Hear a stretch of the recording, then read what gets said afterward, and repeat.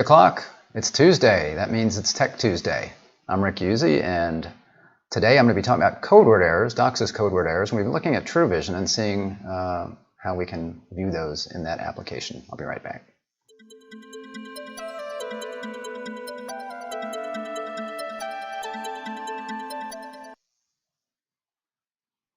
Hey there. Thanks again for joining me. So again, today I'm going to be talking about Codeword errors, and that could be correctable Codeword errors, uncorrectable Codeword errors. We're going to be looking specifically today, I'll be showing some examples in TruVizion of what that looks like. It's a great application to be able to view Codeword errors that you have in your cable plant, as well as to maybe get some strategies for how to troubleshoot those. You'll see lots of different ways that we can view those, both as they're happening and over time.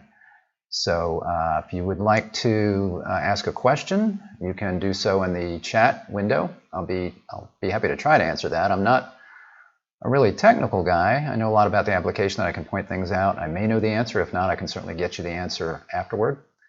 That's if you're watching live, obviously. If you're not watching live, if you're watching the recording, just go ahead and drop a comment in the comments on YouTube, and we will get back to you on your question with an answer within YouTube. We'll go ahead and respond in YouTube, or you can always email info@zquorum.com, and I will get that, and I'll be happy to also, again, then get an answer and then email you directly back to your address there. So let's take a look at Codeword errors in TruVizion and see what we have. So if you're familiar with TruVizion, if you are currently a user, then you are familiar with the screen. This is the CMTS screen, and basically what we're looking at here is aggregated data from all of the modems on this cable plant for this particular CMTS. If you've got more than one CMTS, you'll have different CMTS screens that you can select when you go to the network navigator. You just pick the CMTS that you want to look at. In this case, we are looking at a CBR8, which you see right here. And on the screen, just a quick review of what we have here. So we've got our downstream and upstream RF levels, and what it's looking at here is all of the devices on these particular channels, and then it looks at the number that are in a warning stage, and then these numbers here, the numbers that you see, 2, 2, 2, 2, 10, these are the number of devices that are actually experiencing an issue where it's actually in a warning stage or a red stage. So it's basically sorting these by worst to best, I guess, as to which channels have the most number of devices that are having a problem. When you click in there, you can drill in and see those devices. The same thing here. You've got your upstream RF levels that you've got, and again, you can see what's in here. And any of these numbers that you click on will give you those particular devices in a report. Over here, we've got our average upstream SNR, and these are sorted from worst to best. So you got your reds over here, your yellows, your greens. If you click the arrows, then it will page you over to the next channels, and you can see those. Then we've got no issues here with downstream bandwidth utilization, upstream bandwidth utilization. You can click and view that by value or percent. Over here we've got our modem status by channel and modem status by node, and this will tell you if you've got any issues where you've got an unusual number of devices that are offline or attempting or maybe in a partial state, and those will turn yellow or red, these numbers, depending on whether there's an issue. Right now we see no problems at all. So we've got on the CMTS 3,714 devices that are online. I believe that's, I can't remember if that number, okay, so here I can't recall. So that number it may be counting devices that are on more than one channel. I can't remember. So you will see, you might have a device with bonding that is showing up in more than one of these places. And I can't remember if this total is the total of all devices or if it's the total of all of the devices that are connected on different channels. Sorry about that. But anyway, if you have a question about that, we can certainly answer that. Then you've got your same thing here with the node, the devices, and being as this is by node, then it does look like 3,714 would be the number of actual devices, because we're looking at it by channel and by node here, unless those are the same. Maybe that's the same for this particular operator, so maybe that's not the case, because this looks all the same by channel and by node here. Then over here is what we're going to be talking about today. So we've got actually talking about uncorrectable, but everything that I do here with uncorrectable, you can do with correctable, and that's probably a good idea for proactive kinds of activities, right? So when you've got uncorrectable Codeword errors, you've already got an issue. I mean, you've got basically packets that are being dropped. They can't be corrected. If you look at correctables, those are a good leading indicator of what's going to be happening in the cable plant. And eventually when the correctables get to a certain point, you start getting uncorrectables. So you get to a certain point of uncorrectables and they can't be corrected anymore, and that's when you start dropping packets. So it's good to look at the correctables. If you get your plant in shape, you start looking at correctables, and again, that's a good leading indicator, a way to look proactively ahead and maybe address some of these things before you have lots of red here. And you can see on these are the channels, again, from worst here on the left going to not so bad, and you can page through if you were to click that button. These are all screenshots we're looking at, so I can't do anything active. And that's because I have customer data that we're going to be pulling up that I blurred out. But you've got your worst channels here. And you can hover over those and see what's going on. Of course, you could see just from the bar chart that it's about 5% uncorrectables on this particular channel. And this is basically looking at all the devices on that channel and calculating the percentage of code word errors there. And if you click on this bar, then you actually drill in and get a report of all the devices that are making that up. And I can't remember how this is sorted when you start out, but you see that you can sort by uncorrectable, both number or percent, and then correctable number or percent. And I went ahead and when I was doing these screens, I went ahead and clicked on uncorrectable to get the highest percentage of uncorrectables, and that's pulling up my customers here. So I have my customer names and my addresses and city, and obviously all that's blurred out, except I left the first names here in most cases. Forget why I didn't include that one. I think it was very recognizable, so I left that one off.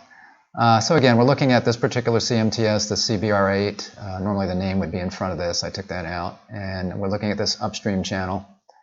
And something else just to note, whenever you're on a report like this, and there's lots of them in TruVision, lots of different reports where you click in to a particular metric and then it will show you all the devices in a report like this. You've got up at the top here a report button and a map button. And right now we're on the report button because that's what I selected. But on any of these reports, anytime you pull something like this up, there's almost always, I think there is always a map button here that you can click. When you click that, it's going to map those devices for you. So it's a really good visual, geographic kind of visualization of where these customers are, which can be very helpful. In this case, again, I blurred out most of the detail. Obviously, you'd have a full map here showing you all the streets and whatnot, but I blurred that out. And like any other map, you can zoom in any way you normally would, such as clicking the plus button here, or you can scroll, or you can, I think, shift and drag your mouse and zoom in on an area. So I zoomed in a little bit. I could zoom in even further to get a little bit more separation between these and maybe see if there's anything I can learn from this. This is a really good thing if you're ever looking at offline modems. If you had a storm come through, for example, you can look at offline modems and see where they're all clustered. So I could zoom in further if I want to do that. I could click on any of these devices. Anytime you're on a map, you can click on a device and pull up the customer's screen, like a screen I'm going to be looking at here in a minute. You can do it from the map or the report. So again, that's a nice little feature to have. So I exit back to the report by clicking, I had scrolled down, but you'd click the report button right here to get back to what we were looking at before. And we've got our customer here, the very top one, 58% or so of uncorrectable code word errors. We've got Whitney, so I can click on Whitney's name there and pull up Whitney's device, and I can see a lot about their device. I can see a picture of the device. I get information about their device here. I can ping it. I've got other things I can do. I can get a log report if I go up here. I'm not showing any of that today, and I can see a lot about the status. In this particular case, it's online. They got a lot of code word errors, uncorrectable code word errors, but it is online. They have had 3 flaps today, so that's not surprising, I guess, with this communication not being so great. You can look at information down here about the communication with the device, how much it's been transmitting. And again, you'll see if any of these things are an issue, you'll immediately know if it's offline. Obviously, they'll be red offline. And if you've got any, like a certain number of flaps, that'll turn red. If you've got a certain number of times online that's kind of out of spec, that'll turn red. These things will turn red, upload and download speeds, if it looks like there's a lot of data transfer going on. And then here we've got our signal quality. So we can see right here we've got uncorrectable code word errors. And we can see right here that on this channel we've got 80% uncorrectable code word errors right now for this particular subscriber. And you see we've got some transmit power issues right here on both these channels, really high, like 60. Is that as high as it goes? I don't know. That's high though. And we've got signal noise ratio right here in the yellow stage. This would be your kind of your alert, and this is your warning color, red. And we've got some alerts on all of these downstream channels. I didn't scroll down, but you can scroll down and see the rest of them. So there's a lot of bonding going on here in the downstream with this particular subscriber. Lots of channels we can look at. And something else that we have right here, this is a modem port status. So this is looking at the upstream ports that this device is connected to, and we've got 2 of them. And we can see the one that I'm looking at right now that it defaulted to, this U0, that's this one. We don't have any uncorrectables for this particular channel for this subscriber, and we don't have any here, so we don't have any issues. It looks like there's no problems with the number of offline modems, ranging modems, online modems. That all looks good, and this would turn red if you had an issue here on this channel. Don't have any issues with bandwidth. Again, I can look at the channel at a total right here, and code word errors, no issues, and then signal average SNR, no problems. But this is nice to have because you might want to know when you're looking at a subscriber. This is a great screen right here that we're looking at for your call center. So if the customer calls in, the call center pulls up this screen. They can query by the customer's name, address, phone number, MAC address, whatever. Lots of things they can query by. Pull up that customer, and then they can see what's going on. And if they notice that there was a lot going on here in the channel, then they might escalate that to somebody who can take a look at that. Maybe it's not an issue with just a subscriber, but maybe it's something that's out in the plant somewhere that's affecting more than one subscriber. But you can select here. So I'm looking at this, and I get a selection box of the 2 channels that I have here. So I'm going to select the channel, this U1 that we're having problems with. And I do see that actually I do have about 4% code word errors on this channel, which means this particular subscriber plus others are contributing to some uncorrectable code word errors on this channel. And this one, obviously, this subscriber's got 80%. So something's going on that's causing issues on this channel, not just for the subscribers, but others are having uncorrectables as well. You've got your map down here. You can click to expand that on the screen as well. And of course, you got your customer information here that's blurred out. And you can always get back to the CMTS screen whenever you see a link. You can click back and go right to that CMTS screen we were looking at. So very easy to navigate in this application. Over here, I've got probably the next thing you might do. You've got a drill in on this RF signal quality panel. And I just click this little drill in right here. And when I do that, that's going to pull up this information over time. And right now it defaults to 24 hours. So I can look at what's going on for 24 hours. I can look at stuff live. You may not be aware of that. But if I click live, then every 5 seconds, we're going to be plotting points on these charts. I believe they come in, yeah, they're going to come in from right to left, and you can watch them basically as they're coming in. And that's good if you're doing live troubleshooting with a subscriber and having to make changes. That live is a nice feature. But in this case, I'm looking at 24 hours, and as I look at this, I don't see anything necessarily, I don't know.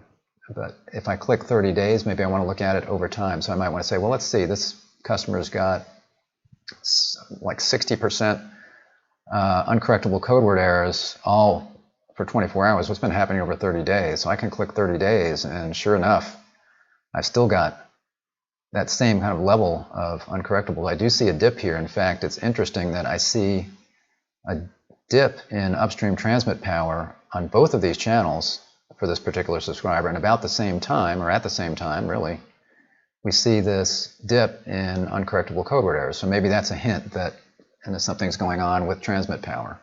So this modem is really high on transmit power, as we noticed before, and maybe that's because of noise in the plant.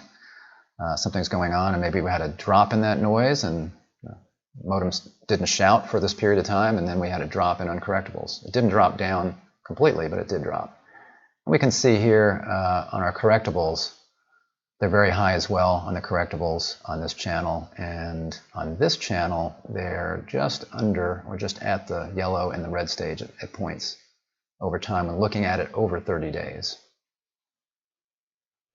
Something else that is a nice feature is over here you've got a compare radio box or radio button right here that you can click, and what that's going to do when you click that, that's going to go ahead and look at or grab 5, actually 4 nearby modems. So it's going to show you 5 at the same time, including the subscriber that you had previously selected.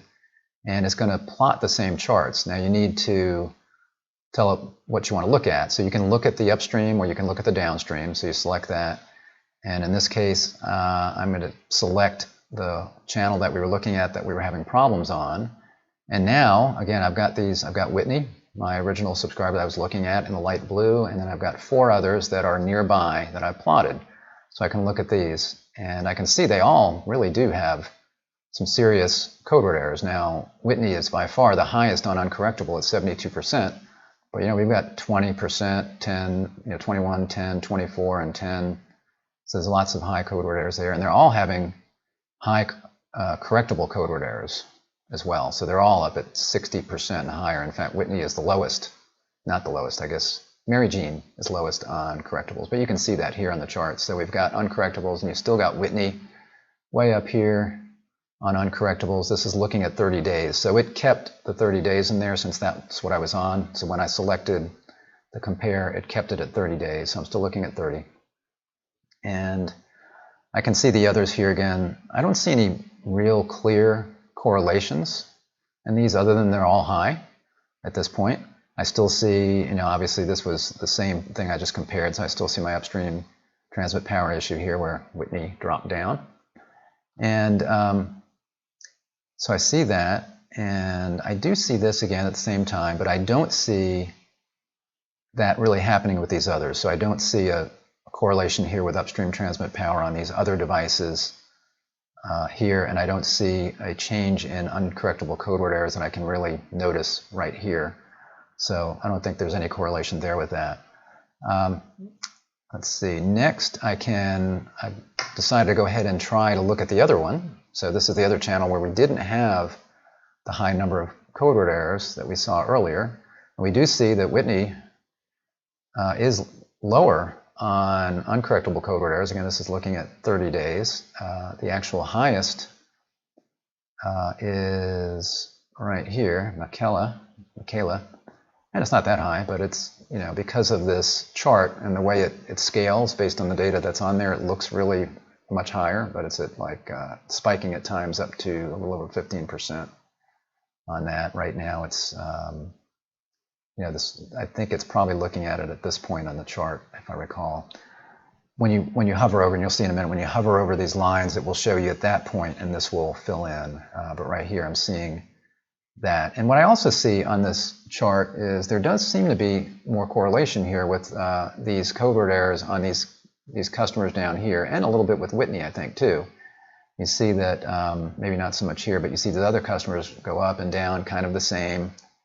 And this, you see Whitney's just all over the place here. And then same thing here. You do see a little pattern here where it seems like they're kind of following. Again, you've got Whitney. Whitney's kind of an outlier in a way in that, there's some spikes here where there's not here, but you can see that. So that I found that pretty interesting. And I actually already showed that, I think. So we'll move on to this. So again, I was mentioning that you can hover over these lines, and when you do, you'll get your little dots here where you're hovering, and when you do that also, then those particular numbers will appear here in this box. So then you can kind of compare at various points in the line wherever you go. So I can do that on this chart, on this chart, on this chart, in any place, and it will fill in this information right here. So looking at this was a big spike for everybody, and you can see I still got Whitney highest on correctables, and everybody else is 30, 25, 20, 24, 22. So they're all pretty high. They're all spiking at that point.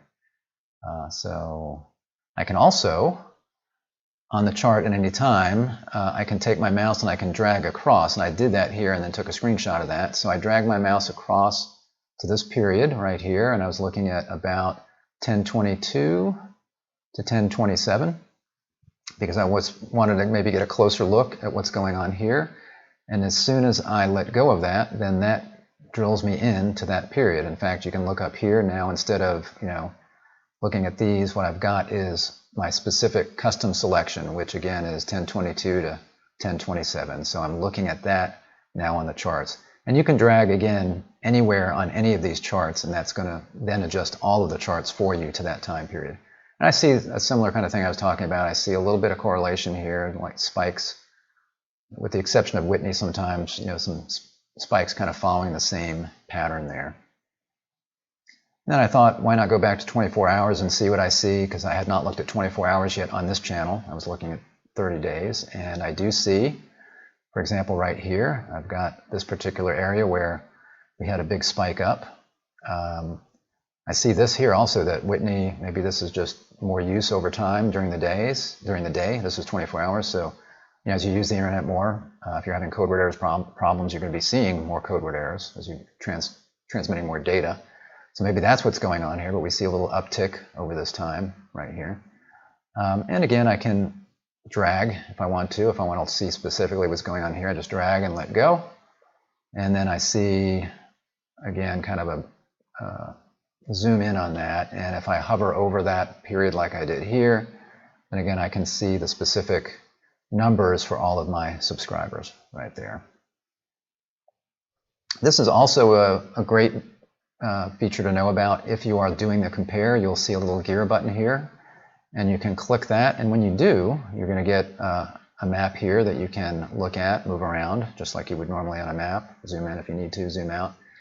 And you'll see it's selected those 4 subscribers for you automatically, but you may not like those 4 subscribers. You may realize, oh, this one would be a better one to look at, or maybe you want to look around at some other nearby subscribers. So you can uncheck. You see here it says 4 selected, 4 max. So you can't check anymore, but you can unselect somebody and then check somebody. So when you unselect, you'll have 1 left, and you can click. So you can change them all out if you want, or if you want to look at 1 or 2 others in comparison to Whitney, you can do that. Whitney is always going to be on there because that's the subscriber that you originally were looking at. So she will always be, I'm assuming it's a she, will always be on that. So I just would click cancel here. I didn't change anything. And then so we're back to this chart now. And then to close this out, there's a number of things you can do. You can hit back on your browser. In this case, I'm at full screen when I took this shot, so there's no back button, but I could right click and hit back. Or you can click the little X right here in the corner, or you can click, I believe, the device tab right here to get back to your subscriber right here. So we're looking back again at Whitney, and something else I wanted to point out is anytime that you see a channel like this or like this, and in this particular case, this is the one that we're looking at, that maybe we want to see what's going on here. Whenever you click that, you will then get a historical set of charts on the parameters for that channel. So now I am looking at up here in the top, transmit power, receive power, SNR, and then a kind of a total line that totals everything together. And I'm looking at this, it's defaulted again to 24 hours right there. And I've got value where I can look at percent on this chart right here. I've got average upstream SNR here. I've got bandwidth. I don't see any issues here on this. Got bandwidth over time. And then your modem status, this is good to know. So this is going to show you, online modems versus offline modems over time, and attempting modems. You can't see attempting, it's a yellow line that's right under that. And by the way, I didn't mention, like, for example, on the compare, or when you're looking at a bunch of channels together on a chart, you can always uncheck things. And when you do, it's like if it's just everything's really close together, or you want to kind of, again, if you've got one outlier that's making the chart really tall and you can't see, for example, the online and the online is making this chart here where I can't see offline or attempting very well. I can uncheck online, and then this will adjust vertically so that then you might see more difference. Same thing here, for example, on uncorrectable and correctables. I can, I've got very high correctables. If I want to see a little bit more of what the change of this looks like, I can kind of tell here. But a lot of times you don't have a lot of uncorrectables. So you might have some correctables in there and not a lot of uncorrectables. And if I uncheck the correctables, then I can get a better idea of what the uncorrectables look like, because you'll see more detail, because again, this will adjust according to the data on that particular chart. So you can uncheck these things where you have a checkbox. So here's your code word errors. Again, I can uncheck or check. I do see that it's very high correctables, and even somewhat high on the uncorrectables on this particular channel. I can, as before, I'm looking at 24 hours, I can come up here and I can select 30 days. And when I do that, I get a look over time at 30 days, and I see some interesting things here. Most interesting to me is this right here, where everything was trucking along just fine, and then suddenly we had a big dip in online modems, and obviously that would correspond with a big uptick in offline modems. They correspond with each other. And it's hard to see here on this chart, but there is a little uptick on attempting modems as well. So something happened at that period of time, and it looks like about that same time we had a big dip in average upstream SNR. This is like between October 17th and 19th, so around the 18th or so. I look around here in the 18th, I had a big uptick on, what is that? The blue total, that's the total line. And then it's hard to see, again, I cannot check because this is a screenshot, but the SNR is the SNR is following the total because that's the big one that's changing. So we've got our SNR, and that's the biggest percentage of what's going on here. So the total line is following that. So there's a yellow line right under that you can't see.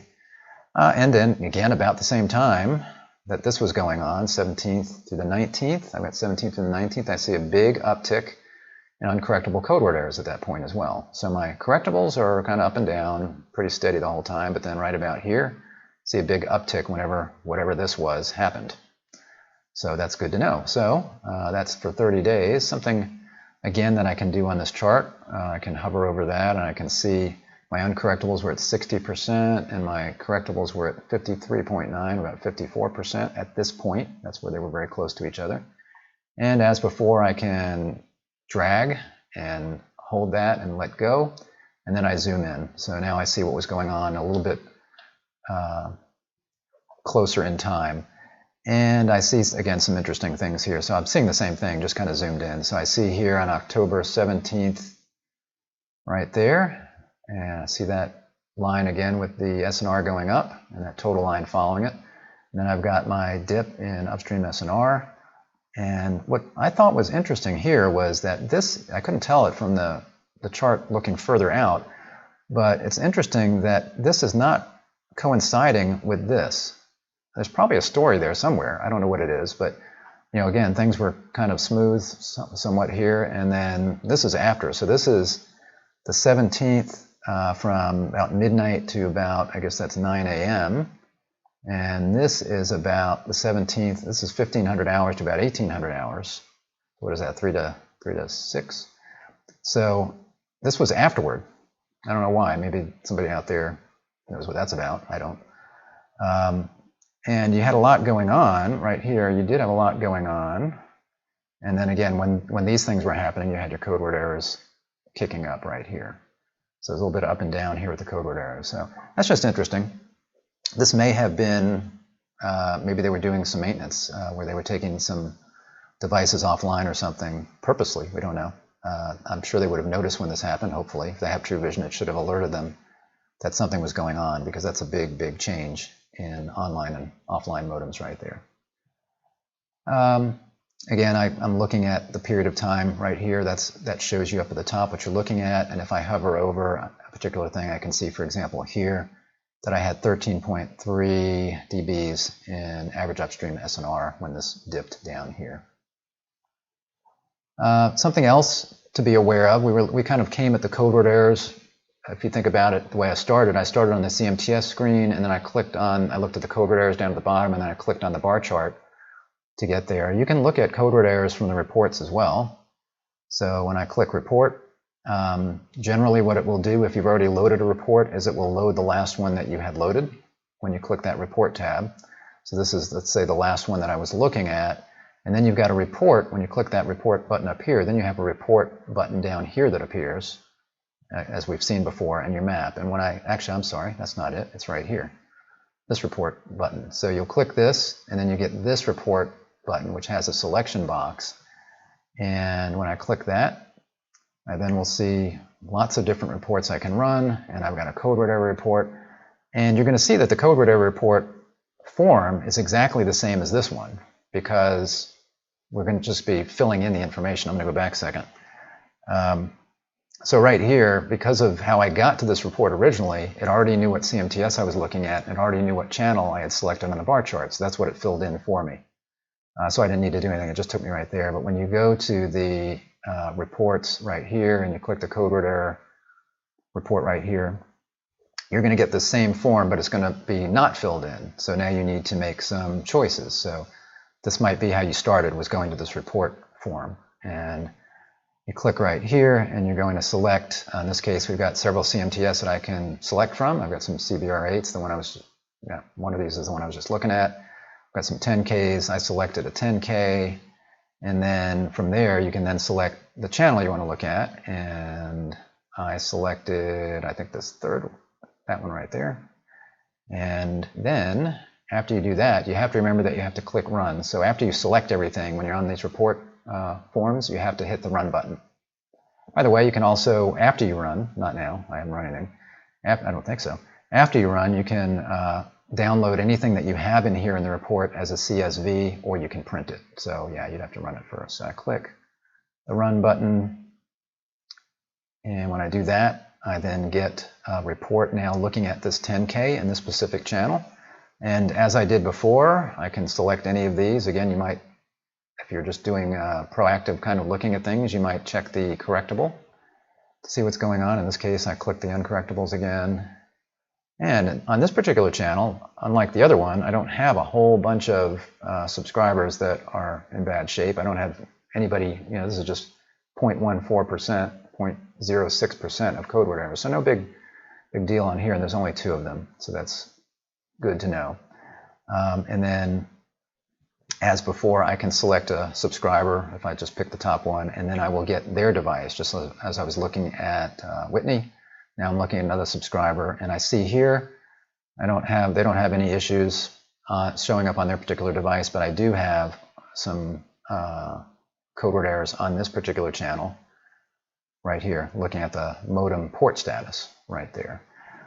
So you can see how powerful this is. As far as if you are trying to troubleshoot Codeword errors, there's lots of ways that you can get to this. You can look at it from the CMTS screen, where you maybe have a network engineer, somebody in your head end, looking at problems kind of aggregate and seeing what's going on. Or, if you're looking at it on a subscriber basis, you can always click in to these screens right here, this modem diagnostics screen and the drill-ins that we were looking at right here. So that is what Codeword errors looks like on TruVision. So hopefully that was helpful. Thanks for joining me. And if this was helpful, then in YouTube, go ahead and give me a thumbs up. I'd appreciate that. And also, if you haven't subscribed to our channel already, go ahead and make sure that you hit the subscribe button on YouTube and click the little bell, and you'll be notified when I'm live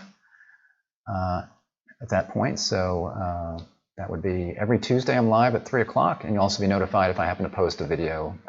Occasionally I'll do a video that is recorded, and we'll upload that as well. So thanks for joining me for Tech Tuesday. I appreciate it. And next week, if you're with me, my special guest is going to be Tom Williams from Shores.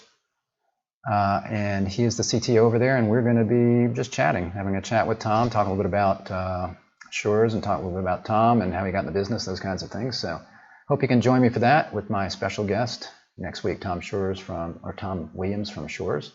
And I hope to see you then. Thanks for joining me. Bye-bye.